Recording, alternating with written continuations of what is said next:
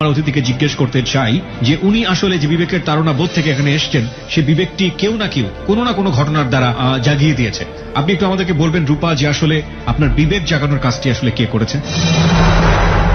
সম্পূর্ণভাবে যার সাথে আমি আমার বাবা কাছ থেকে যখন আমি চলে আসি, তারপর যার মাধ্যম থেকে আর কি আমি এই সম্পূর্ণ কিছু জানাশোনা সবকিছু চিনি আর কি, তো সেই আপুই আর কি আমাকে সবকিছু আর কি এগুলো। আপনার বিবেকটা জাগানোর কাজ কি সেই করেছে যে আপনি ভালো থাকেন, সুস্থ থাকেন? হ্যাঁ হ্যাঁ হ্যাঁ। সেই আপুর নামটা কি আমরা জানতে পারি? আপুর নামটা আপনি বলতে চান না? Okay fine. আপু আপনাকে কি ইনসিস্ট করেছে, মানে উৎসাহ জুগিয়েছে এরকম একটা অনুষ্ঠানে এসে ও এই শিকারগুলো করবার জন্য? হ্যাঁ, ওই আপুই বলছে যে তুমি এবিসি রেডিওতে যাও, ওখানে গিয়ে ওনাদের সাথে ব্যাপারগুলো শেয়ার করো। ওকে, আমরা দেখলাম যে এই মানুষটির জীবনে কোনো এক আপু ছিল, হয়তো ঘটনার প্রেক্ষাপটে আমরা জানবো, যে তাকে উৎসাহ জুগিয়েছে লাখো মানুষের সামনে এসে আজকে তার জীবনের অপরাধগুলো বলার জন্য, এই অর্থে যে সে তো অপরাধী হয়েছে কোনো না কোনো ভাবে, তার অপরাধ বা তার ভুলগুলো জেনে সমাজে আর যেন কোনো অপরাধীর জন্ম না হয়। হ্যাঁ, শুরু করুন আপনি। আমার জ্ঞান বুদ্ধি হওয়ার পর থেকে, তবে বছর সালটা আমার মনে নাই, তখন খুবই ছোট, আমাদের ফ্যামিলিটা খুবই ভালো ছিল, খুবই একটা হাসি খুশি, খুবই ভালো একটা ফ্যামিলি। কোথায় জন্মেছিলেন আপনি? আমি ঢাকাতেই জন্ম আমার। আচ্ছা, বাবা কি করতেন? বাবা ব্যবসা করে, এখনো করে। এখনো করে। কয় ভাই বোন আপনারা? আমরা 3 ভাই 3 বোন। 3 ভাই 3 বোন। আপনি কি সবার বড়? না, আমি সেজো 3 নাম্বার। 3 নাম্বার। Okay fine. তারপর এই তো ছোটবেলা থেকে বেশ ভালোই ছিলাম, কিন্তু মাঝে মধ্যে মা বাবার মধ্যে খুব ঝগড়াঝাটি দেখতাম। বাবা ড্রিঙ্কস করতো, বাবা অনেক রকম অনেক বাজে জায়গাতেও আসা যাওয়া করতো। তারপর আমার আম্মুকে মার খেতে হতো, তখন আমরা দেখি আর কি। আমি তখন ছোট, আমার বড় বোন বড় ভাই ওরাও সবাই ছোট ছোট, কিন্তু তারপর থেকে দেখি যে আমার আম্মু এরকম মার খায়, খুবই অত্যাচার ভোগ করে আমার আব্বুর কাছ থেকে। কিন্তু আমাদের বাড়ি টাড়ি বা টাকা পয়সা এগুলো নিয়ে কখনো আমাদের মধ্যে কোনো বিবাদ ছিল না। কিন্তু আমার বাবা যখনই ড্রিঙ্কস করতো, যখনই নেশাপানি করতো, তখনই আমার আম্মুকে মারধর করতো। একটা মহিলা, হাজরা নাম, ওই মহিলাটার সাথে আমার আব্বুর খুব ভালো একটা সম্পর্ক হয়। আমার বাবার কাছ থেকে সবসময় টাকা পয়সা নিত। আব্বুর ঝগড়ার মধ্যে বুঝতাম রিয়ানার সাথে ছিল কন্টাক্ট আছে, যে কাপড় চোপড়ের যে ব্যবসা করে থান কাপড়ের, ওই হাজরা আর আমার বাবা দুজন মিলে ওই হিরোইন খাইতো দোকানের মধ্যে, দোকানে শাটার ফালায় ভিতরে দুজন বসে। দোকানে কেন হাজরা যাবে? হাজরা দোকানে যেত কিভাবে? এটা তো রাতে হইতো। রাতে হাজরা কে ছিল, আত্মীয় বা কোনো কেউ ছিল? না না না, আমার বাবার সাথে ওই খারাপ মহিলা আর কি। Okay fine. তো আমার আম্মু সব সময় যাওয়া আসা করতো। তারপর একদিন দেখছে যে দোকানে এরকম তালা দেওয়া, শাটার ফালানো। তো আমার আম্মুর মনের মধ্যে সন্দেহ হয়েছে যে শাটার ফালানো, তাহলে ভিতর মধ্যে ফ্যানটা যে চলতেছে শব্দ হচ্ছে, এরকম শব্দ হচ্ছে। আমার আম্মুর ভিতর থেকে একটা ও মনে হয় ভিতরে কেউ একজন আছে। হ্যাঁ, কিন্তু তখন ওই শাটারটা ভাঙাইছে নিউ মার্কেটের যে দারোয়ানগুলি, ওনাদের 2 জনকে দিয়ে ওইটারে করছে। তারপর যখন তালা ভাঙতে পারে না, তারপর ওই স্বপন আঙ্কেলের কাছ থেকে চাবি নিয়ে ওইটা খুলছে। খোলার পর দেখছে যে ওই মহিলাটা, আর ওই মহিলাটারে দেখতে এত বিচ্ছিরি, আমার আম্মু ভাবতেও পারে না যে এই মহিলার সাথে তুমি বৈশা নেশা করতেছো, এটা তো অসম্ভব। তা আমার আম্মু বলতো যে দেখো তুমি মদ খাবা। তখন কিন্তু আমার বাবা ওই বেশিরভাগ মদই খাইতো, কিন্তু কন্টিনিউ সে খাইতো, হিরোইন খাইতো। 500 টাকার নোট পেঁচায় পর্যন্ত সেই খাইতো, হিরোইনটা খাইতো। তারপর ওইখানে আমার আম্মুরে মারতেছে। সেই রাতেই আমার আব্বু আমার আম্মুকে দা দিয়ে অনেক জোরে, এমন জোরে একটা কোপ দিছে পিছনের, পিঠের, আপনার এইখান থেকে এতটুকু অর্ধেক পর্যন্ত পিঠে করে ফেলাইছে, কাইটা ফেলাইছে। 32টা সিনি দিছে আমার আম্মুর পিঠের মধ্যে। আমার আম্মু বাঁচত না, এরকম অবস্থা। তখন আমার দাদিকে বলতো, আমার দাদি এখনো আছে, কুকুরা আছে, বড় চাচারা আছে, সবাই আছে, সবাইকে বলতো। কিন্তু ওনারা, কারণ আমার বাবারে কিছু করতে পারতো না, কারণ আমার বাবারে এখনো সবাই ভয় পায়। 2000 সালে আমার ছোট বোন হয়, জানুয়ারির 1 তারিখে। তারপর আমার ছোট বোনটাকে দেখে আমার বাবা আর কি তখন বলে যে আমার আম্মুরে আদর করে বুড়ি বলতো। আমার আম্মুরে খুব ভালোবাসতো। আমার আম্মু আর আমার বাবা তারা দুজন আর কি প্রেম করেই বিয়ে করছিল। আমার আম্মুকে খুব আদর করতো, বুড়ি বলতো। আমার আম্মু আব্বুকে মানিক বলতো। তাদের এতটাই ভালোবাসা ছিল। আমার জ্ঞান হওয়ার পর থেকে ওই 3-4 বছর আর কি এরকমটা দেখছি যে তাদের মধ্যে এরকম ছিল। আর এইগুলি হয়েছে মূলত ওই যে মহিলাদের কারণে। তারপর যখন আমার ছোট বোনটা হয়, তারপর আমার বাবাকে দেখছি খুব ভালো, খুব হাসি খুশি। আমার ছোট বোন হয়েছে। আমার ছোট বোন এখন বর্তমানে খুব সুন্দরী, কিন্তু ছোটবেলায় খুব কালো ছিল। তখন আমার বাবা আর কি রঙ্গিলা বলতো, খুব আদর করতো যে তুমি আমার একটা ব্লাড ব্ল্যাক ডায়মন্ড দিছো, এরকম করে বলতো। আর আমার বড় বোনকে বলতো, আমাদেরকে বলতো যে আমার তো ভারতীয় নায়িকাদেরকে একটারও ভালো লাগে না, আমার ঘরে তো এই যে নায়ক নায়িকা আছে, এরকম করে। মানে তখন আমাদের ফ্যামিলিতে খুবই ভালো, আমার আব্বু নেশা পানি করে না, কোনো কিচ্ছু না, আমরা স্কুল করি, পড়াশোনা করি, বেশ ভালো চলতেছে। আমার ছোট বোনটাও হয়েছে। তারপর 2001-এ আমার বড় বোনের বিয়ে হয়। বিয়ে হয় বলতে আমার বড় বোনের বিয়েটাও আমার বাবা দিবে না।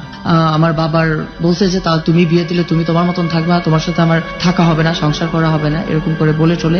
মানে আমার মা দেবেই, আর আমার বাবা দেবে না, কিন্তু আমার মা যেটা বলছে সেটা করবে। তারপর আমার বড় বোনের ছেলেরা আসে, দেখতে আসে, সবাই সবকিছু মানে দেখা সাক্ষাৎ হয়। আমার বড় বোনকে দেখেই পছন্দ করে, তারপর বিয়ে হয়। বিয়ে 2001-এ বিয়ে হয়। তারপর আম্মু মানে এর মধ্যেই পরে বড় ভাইকে আবার বিয়ে দিল। আচ্ছা, ভাইয়াকে বিয়ে দিয়ে ভাইয়াকে ভাইয়ার মতন আলাদা করে দিছে, বড় বোনকে বড় বোনের বিয়ে দিয়ে আলাদা করে দিছে। মানে তারা তাদের মানে দুইজনকে সেপারেট করতে পারছে। মানে সে তার দিক থেকে আর কি নিশ্চিন্ত যে আমার বড় ছেলে বড় মেয়েকে বিয়ে দিছি। এর মধ্যে কিন্তু আমার বাবা নাই। ওই যে আমার বড় বোনের বিয়ের পরপরই আমার বাবা কিন্তু আবার সে আগের মতন জড়াই গেছে, ড্রাগ এবং নারী নেশা যেটা বলে। আমার আম্মু কিন্তু সংসারটা দেখতেছে, সংসারটা চালাচ্ছে।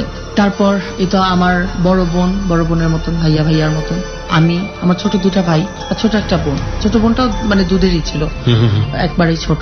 মাঝে মধ্যে যখন আমার আব্বু আসলেই আমার আম্মুরে মারধর করতো। মানে আমরাও বুঝতাম না যে কেন। মানে আমরা এই রুমের মধ্যে দুষ্টামি করতেছি, খেলাধুলা করতেছি, পড়াশোনা করতেছি, মানে হঠাৎ শুনতেছি যে রাগারাগি, চিলাচিলি, খুব মারামারি হইতেছে, এরকম।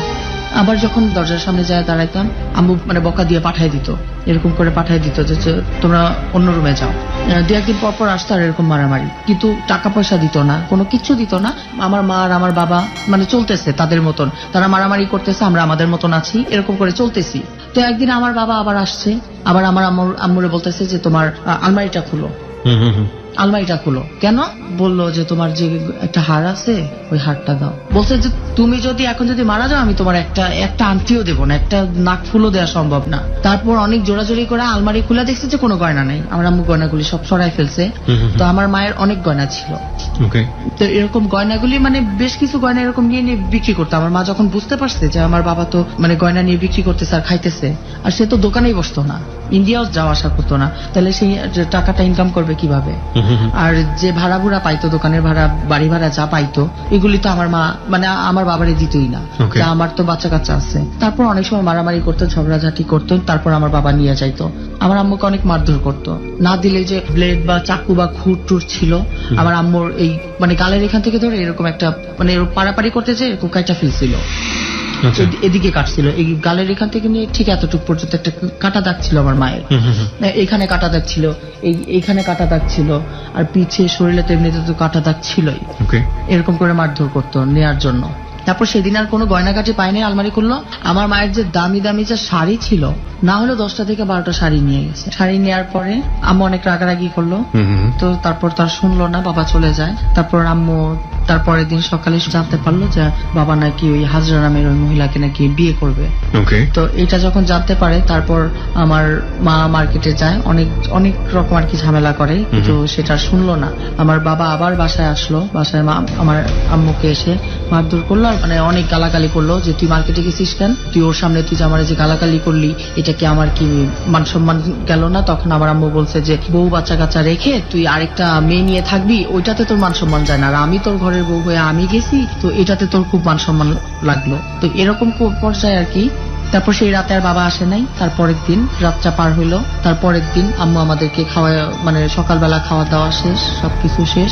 আমার ছোট বোনকে আমি গোসল করাইতেছি, আর ছোট ভাইটা মনে হয় স্কুলে, তার ছোটটাও তো ছোট, স্কুলে দেওয়ার মতন বয়স হয় নাই। আর ছোট বোনটা একবারে ছোটটাকে আমি গোসল করাইতেছি। আমাদের একটা বুবু ছিল আমাদের বাসায়, মানে 17-18 বছর ধরে কাজ করছে। ওই বুবু রান্না টান্না করতেছে। তারপর মা, বুবুর নামও ছিল হাজরা, বুবুরে বলতেছে যে এই হাজরা আলমারির চাবি কই। তারপর আম্মু খুব মানে শাড়ি টাড়ি পরছে, আমার আম্মু খুব সাজুগুজু করছে, আমাদের সবাইকে আদর টাদর করছে। আমার ছোট বোনকে মানে করছে, খাওয়া দাওয়া করা। এটা আমার বললো যে মা তুই ওরে গোসল করা, এটা বলে আর কি আমার আম্মু রুমের মধ্যে গেছে, তারপর বুবুও আলমারি খুলে ব্যাগ ট্যাগ দিয়ে আসছে, চাবি টাবি দিয়ে আসছে। আবার আমার বুবুর কাছে সবসময় চাবি টাবি থাকতো, তো ওর কাছ থেকে চাবি টাবি নিছে। আম্মু ওর আবার ইশারা করছে যে যা তুই এই মানে রুম থেকে যা। ও মানে আমার বুবুটার মানে বুঝতে পারে না যে আম্মু কি করবে। তারপর আমি বললাম, মানে বুবু আসলো পরে বাথরুম থেকে মানে জোরে জোরে বলতেছি যে বুবু আম্মু রুমের মধ্যে কি করে। পরে বললো যে জানি না, খালাম্মা মনে হয় কি করবো, মানে কাগজপত্র দেখলাম যে আলমারি থেকে বাইর করলো, বড় কালো ব্যাগটাও বাইর করছে, জানি না কি করবে। যখন এটা বলছে তারপর আমার ভিতরে জানি কেমন লাগলো, যা তাহলে দরজা আটকে, মানে দরজা টরজা জানালা টানালা সব আটকাই দিল কেন। মানে আমাদের রুম ঘুরে ড্রয়িং রুম দিয়ে গেলে মানে আমার আম্মুর বেডরুমের ইটা দেখা যাইতো, জানালাটা দেখা যাইতো, তো ওই রুমের জানালাটা মানে আর আটকায় নাই বা খেয়াল ছিল না আটকায় নাই, কিন্তু এমনি আর কি পার্ক দেওয়া ছিল, বিড়ানোর মতন ছিল। যখন অনেকক্ষণ ধরে আটকানো, তারপর আমি আমার ছোট বোনরে বলতেছি যে আমি তোরে তো গোসল করেছি, এখন তোরে তো দুধ খাওয়াইতে হইব, ওরে দুধ খাওয়াইলে তো ও আর কি খাইতে খাইতে ঘুমায় যাইবো। বুবু তারপর বলতেছে যে আচ্ছা তুই আমার কাছে দে, আমি ওরে খাওয়াই। তারপর মানে মনের মধ্যে একটা কৌতূহল জাগলো যে মা তো কোনো সময় তো দরজা আটকায় না, ব্যাগ ট্যাগ যত কিছু করে, আব্বু থাকলে না দরজা টরজা আটকায়, কিন্তু এখন তো আব্বু নাই, তাহলে আমরা তো আছি, আর আমরা তো জানি না ওই কাগজপাতি দিয়ে কি করবে, তো দরজা আটকাইলো কেন। তারপর ওই ঘুরে গেছি, ওই ঘুরে যাইতেই দেখছি যে আমার মা যে কিভাবে যে চিল্লাইতেছে, মুখ দিয়ে শুধু সাদা সাদা ফেনা উঠতেছে। আমি যখন চিল্লাইতেছি তখন আমার বুবু, আমার ছোট ভাইটাই, আমার ছোট যেটা ওটা স্কুলে ছিল, আর ওইটার ছোট ভাইটা, আমরা সবাই, আমার বুবু আরো আমার চিল্লানি শুনে আরো যারা যারা আসছে সবাই দেখতেছে জানালা দেয়া। তখন আমার মা শুধু হাসতেছে আর বলতেছে যে আমাকে আর কেউ কোনোদিন জ্বালাইতে পারবো না, আর আমাকে বলতেছে যে মা তুই আমার ছোট ছোট ছেলে মেয়েদেরকে মানে দেখিস। আর বুবুরে বলতেছে যে, মানে বুবুর নাম ধরে বলতেছে যে হাজরা তুই তোর খালুরে বলিস যে খালাম্মার আর কোনোদিন আপনি মারতেও পারবেন না, আর আর মানে আর কোনোদিন বকাঝকাও করতে পারবেন না, এরকম করে বলতেছে। কিন্তু আবার মা হাসতেছে, আমার মা খুব জোরে জোরে হাসতেছে। বিষটা তো খাইছে, এটা তো বিষটা আমি দেখছি, বিষটা এমনি সিরাপের মতন, যদি একটু পানির মধ্যে বা শরীরের মধ্যে লাগলে কিন্তু এটা সাদা হয়ে যায়, পুরো সাদা ফেনার মতন উঠতেছে। তো সে তারপর জানালা দিয়ে দেখলাম মানে আম্মু বলতেছে, জোরে জোরে চিৎকার করতেছে। তারপর আমরা সবাই মিলে, বুবু আমরা সবাই মিলে আর কি চিৎকার করতেছি, কাঁদতেছি, কি করতেছি যে মা তুমি এরকম করে বিষ খাইলা কেন। দরজা ভাঙার মতো কেউ ছিল না কেন? না, দরজা ভাঙার মতন কেউ ছিল না। পরে দরজা তো আমাদের তো দরজাটা তো আসলে ভাঙার মতন কোনোই ছিল না, জানালার গ্রিল শুধু তা ভাঙতে পারে নাই, বাঁকা করে ঢুকে তারপর দরজা খুলে তারপর আম্মুরে বের করছেন, কিন্তু হসপিটালে নিচে মানে ওয়াশ করছে, কিন্তু আর মানে বাঁচে নাই। ওই পাশের মামারা ভাইয়ারা মানে আমাদের তো চিৎকার চেঁচামেচিতে তো মানে 10 মিনিটে 100 জন মানুষ জড়ো হয়ে গেছে, এত জোরে জোরে চিল্লাইছে। আর চারতলা থেকে তো মানে সবাই শুনতেছে, আর কি ব্যাপার, ওই বাড়িতে কি হলো, ওই বাড়িতে কি হলো। আর যখন চিল্লাইতেছে আর বলতেছি আমার আম্মু বিষ খাইছে, আমার আম্মু বিষ খাইছে, এরকম করে বলতেছি, আর আমি দৌড়াইতেছি। মানে আমার ছোট বোনটা আমার কোলে, আমার ছোট বোনটা একবারেই ছোট ছিল, আর ছোট ভাইটা, আমার ছোটটা যখন স্কুল থেকে আসছে মানে দেখতেছি যে আমরা সবাই শুধু দৌড়াদৌড়ি করতেছি, কিন্তু এর মধ্যে দরজা খোলার মানুষ নাই, মানে জানালা খোলারও মানুষ নেই। আমার মা যখন খাটে থেকে যখন নিচে পড়ছে, আমি বুঝতে পারতেছি যে আমার আম্মু তখন মনে হয় করতে চাচ্ছিল, যে মানে নিজে নিজে হয়তো বা দরজাটা খুলতে চাচ্ছিল, মানে এরকম শুধু বুকের মধ্যে মানে নিজে নিজে শুধু জোরে জোরে করতেছে, মানে থাপ্পড় মারতেছে, আর শুধু জোরে জোরে শুধু আমাদেরকে নিয়ে শুধু করতেছে, বলতেছে। আর আমার আম্মু বলতেছে যে মা আমার শরীরে যা গয়না আছে আম্মু এগুলি সবকিছু তুমি তোমার কাছে রাখো, তোমার আব্বুর কাছে দিও না, এরকম করে বলতেছে। তারপর যখন অনেক অনেক চেঁচামেচির পর মানে সাইডের যে পুরুষ লোকরা, মামারা, আঙ্কেলরা ছিল, ভাইয়ারা ছিল, বা পাশের ফ্ল্যাটের যারা যারা ছিল, তারা সবাই আসছে, কিন্তু দরজাটা অনেক ভাঙার চেষ্টা করছে, দরজা ভাঙার মতন কোনো নাই। তারপর বের করার পরও আমার মা আমার মাথা টাথা আমার মুখ টুক এরকম করে ধরতেছে আর বলতেছে যে আম্মুরে আমি মনে আর থাকবো না, আমি মনে হয় সত্যি সত্যি মনে মরে যাব, যে তুই আমার ছোট মেয়েটা, আমার ছোট ছোট 2টা বাচ্চা আছে, তুই দেখিস। তারপর আমি বলতেছি যে আব্বা নাই, কেউ নাই, তুমি এখন এরকম করলা কেন, মানে এরকম। তারপরে সবাই বলতেছে যে যাক বিষ খেলে সবাই বাঁচে। তারপর ওটা হসপিটালে নিল, কিন্তু বললো যে না, সে মারা গেছে। এই সময়টাতে আপনার বাবাকে খবর দেননি? না, এর মধ্যে আমার বাবা জানে না যে আমার মা মারা গেছে। আমার বাবার কোনো যোগাযোগ করার মতন কোনো ইয়া নাই তো, কারণ সে তো তার মতন হাজরা নামের ওই মহিলার কাছে সে চলে গিয়েছে আগে। হ্যাঁ হ্যাঁ। তো এর মধ্যে আমরাই যা যা করার করতেছি। তারপর যখন ওই সে মারা গেছে, তো এখন এটা নিয়ে তো যে অনেক থানা পুলিশ হয়েছে, অনেক কাটাছেড়া হয়েছে। যখন আমার আম্মুকে যখন ধোয়াইতে যায়, মানে কাফনের কাপড় 2বার চেঞ্জ করতে হয়েছে, মানে আমার মায়ের যদি কপালটা আপনি তখন দেখতেন যে মানে কপাল এটার মধ্যে পানি ঢালার মতন কোনো ছিল না।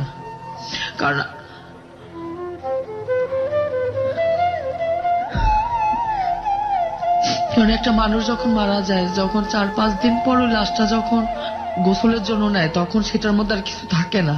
আর আর আমার আম্মুর তো যখন পোস্টমর্টম করছে, সবকিছু তো করছে, নিয়ে গেছে আর কি করে পোস্টমর্টম করে। তারপর যখন গোসল করাইছে, তার 2বার কাফনের কাপড় চেঞ্জ করতে হয়েছে, মানে রক্তের জন্য। এত ব্লাড তারপরে বের হইতেছে। যখন ধোয়ানো হয়েছে, ওই যে শেষ দেখা, মানে যারা যা দিলে নাকি আর দেখানো যাবে না, ওই শেষ দেখার সময় সবাই জানি না আমার বাবা কার কাছ থেকে খবর পাইছে।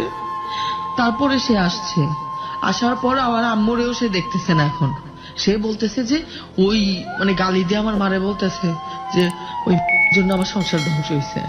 কিন্তু যার জন্য আমার মাই দুনিয়া ছেড়ে চলে গেল, সে আমার মার লাশ পাশে, সে আমার মারে দেখলো না এক নজর। সে আইসে আমার মার মানে লাশের পাশে এসে গালাগালি করতেছে। পরে আমার দুলা ভাইয়ারা, তারপর আমার ভাইয়া শ্বশুর বাড়ির ওই মাউইরা সবাই মিলে আসলো, আমাদেরকে ধরলো টরলো, বলতেছে সে যে আপনি কেমন, আপনি আইসা আপনি বিয়ানকে দেখবেন না। আমার ভাবির মা বলতেছে, তখন আমার বাবা বলতেছে যে এ মরছে মানে গালি দিয়ে বলতেছে যে এই কুত্তার পালেদেরকে রাইখা গেল কেন, মানে আমাদেরকে রাইখা গেছে কেন।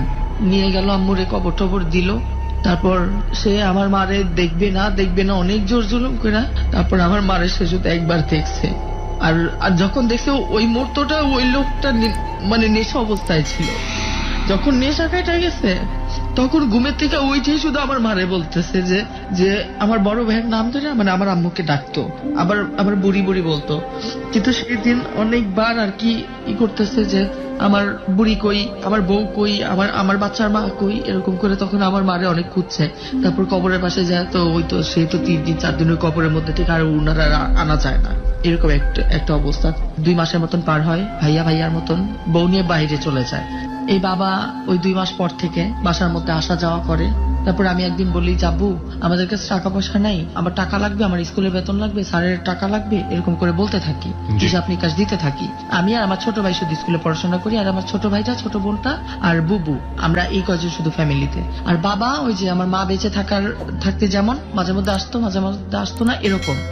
কিন্তু এর মধ্যে কিন্তু আমাদের আর কোনো আত্মীয় স্বজন কখনো আসতো না, কখনো আমাদের খোঁজ খবর নাই, মানে কোনোদিনও না। পরে আমি আর বুবু ওই যে হাতের কাজ করে, শিলি কাজ করে, লেহেঙ্গা, বড় বড় শাড়ি থেকে পাথরের কাজ করে, হাতের কাজ করে, এগুলি আমি জানি। তারপর মানে অনেক রকম যে হাতের কাজ আছে, মানে আর্ট করা বা সেলাই কাজ করা বা ময়ূর টয়ূর অনেক রকম নকশা টকশা, এগুলো আমি জানি, এগুলি করতাম, তখন থেকেই করতাম। তো এগুলি করেই আর কি আমি আমার স্কুলেরটা, আমার হাতের আন্টিটা ছিল, আমার মা দিছিল, ওইটা পর্যন্ত বিক্রি করে আমি তারপর ওই যে ফাইনাল পরীক্ষা দিতে গেলে যে ফিস টিস লাগে, যা লাগে সবকিছু ওকে করি। 7-এর পরীক্ষাটা দিই। তারপর বাবা আসে, 7-এর পরীক্ষা শেষ, তো তখন থেকেই বাবা আসে। আর খুব অত্যাচার করতো, মানে অত্যাচার বলতে কি, সে তো নেশাগ্রস্ত অবস্থায় ছিল। সে আসলে আমাকে খুব মারধর করতো। সে ওই যে যেমন আমার মায়ের সাথে করতো, সেইটা আমার মা নাই এখন, সে মানে আমার ভাই বোনরা ঘুমায়, আমাকে ডাক দিত, আমাকে এই এদিকে আয়, এরকম করে ডাক দিত, ভাতটা দিতাম, বুবু থাকতো। তারপর সে শুধু কথায় এই তোর মা কই গেছে, আশ্চর্য তো, আম্মু তো নাই, তো তুমি মা কই গেছে মানে, এইটা বলে মানে মারধর শুরু করতো।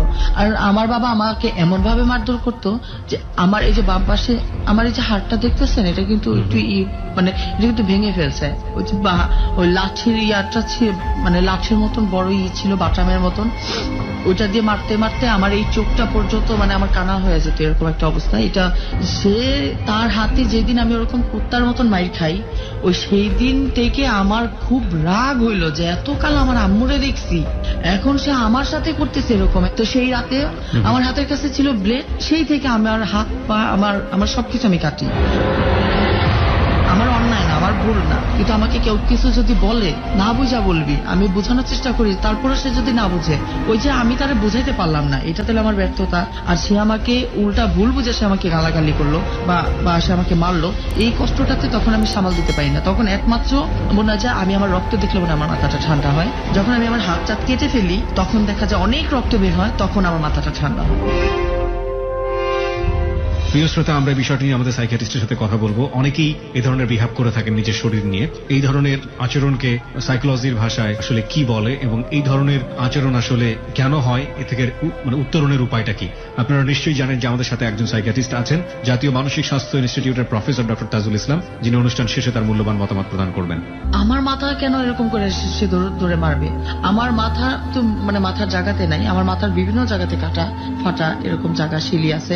মানে আমার বাবা যখন আমার চুল ধরে মারে বা আমার কোনো শরীরের মধ্যে যখন লাঠি টাঠি দিয়ে যখন পিটায়, তখন আমার খুব রাগ হইতো যে আব্বু আমার কেন মারতেছে। আর আমি খুব চিল্লাইতাম, খুব মানে জোরে জোরে। তো তখন আমি গালি দিতাম যে আমার আম্মুরে তুমি তো মানে বাধ্য করছো বিষ খাইতে, তাহলে কি তুমি কি এখন কি আমারও কি মানে বিষ খাওয়াই কি মারবা নাকি? এরকম যখন করতাম, এই আশেপাশে সবাই শুনতো, খুব খারাপও বলতো।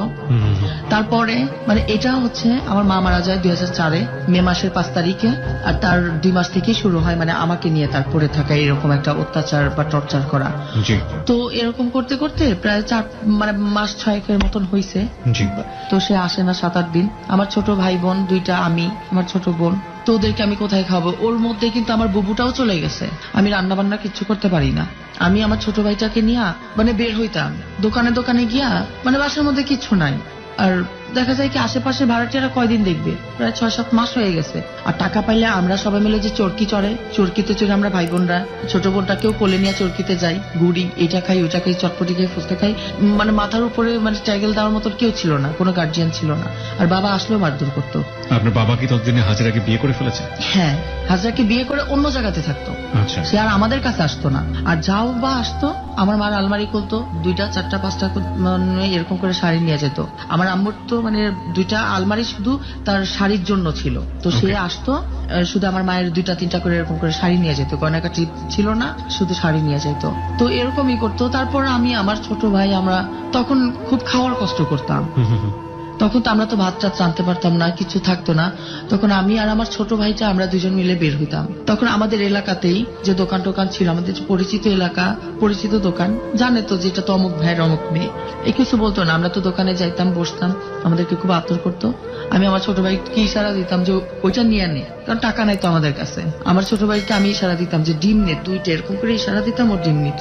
আর যখন কোনোখানে মানে কোনো দোকানে যেতাম বা কোনো কিছু না করতে পারতাম, শুধু চাল থাকতো ভাতের মতন, মানে কতটুকু চাল নিতে হবে জানি না। এক একদিন দেখা গেছে যে জাউ হয়ে গেছে, আবার এক একদিন হয়ে গেছে মানে এরকম হয়েছে যে চাল শুধু ফুইটা একবারে শক্ত হয়ে আছে, পানি সব শুকায় গেছে। জাল বাড়াই দিতে হয় না কমাইতে হয় জানতাম না। তো এরকম করে অনেক দিন চলছি। ছোট বোনটারে সুজি দুধ খাওয়াইতে হইতো। আর আমার যে ছোট ভাইটা ছিল, আমার ছোটটা, ও এখনো মানে ওর আর কি ছোটবেলার অভ্যাসটা, আমরা যদি খাইতে বসতাম, ওর সাথে সাথে রান্না করে দৌড় দিয়া যাইতো। পাতিলের মতো তো দেখতে যাওয়ার কিছু নাই। আমি আমার ভাই বোন ওদেরকে নিয়ে খাওয়াইতাম, তারপর যদি থাকতো আমি খাইতাম। তো ও আমার বলতো যে আপু পাতিলে তো আর নাই। তখন আমি বলতাম কি যে মানে ওর নাম ধরে বলতাম যে ভাই আমি তো খাবো না। তখন ওর বয়স ছিল মানে 4-5-এর মতো। যা যতটুকু থাকবে, মানে আমরা 4টা ভাই বোন, আমাদের তো মানে ওই রকম নাই, তাহলে আমরা কিভাবে করে খাবো? তো যা থাকতো ওইভাবেই চলতাম। তারপর 2005-এ মার্চ না জানি এপ্রিলের মধ্যে, সেই দিন সে আমার উপর খুব টর্চার করে। মানে এমন টর্চার আমার মনে হয় না কোনো বাপ তার মেয়েকে করে। মানে সে আমার চুল তো ধরছে এইভাবে করে, যে চুল ধরে আছে, সে যে আমার মারতেছে, যে সে কি একটা কুকুর পিটাইতেছে নাকি একটা চোর পিটাইতেছে নাকি তার নিজের মেয়ে পিটাইতেছে। মানে মানে এটা মনে তার মনে মাথার মধ্যেই ছিল না। তার যতক্ষণ ইচ্ছা মানে সে পিটাইতেছে, এরকম পিটাইতে মানে তার যখন ইচ্ছা হইলো তখন সে ছাড়লো, ছাইরা টাইরা দিল। তারপরের দিন আমি ওই অবস্থায় আমাদের বাসার মধ্যে যে সিলভারের যে হাড়ি পাতিল ছিল, ওগুলি আমি বিক্রি করছি। বিক্রি করে 300 টাকার মতন হয়েছে। ওই টাকা নিয়ে বাসা থেকে আমার কিছু কাপড় চোপড় ওগুলি নিয়ে আমি বের হয়ে আসি। বের হয়ে আসেন মানে কোথায় যাচ্ছেন কোনো ঠিক ঠিকানা নাই? সব ভাই বোনকে নিয়ে?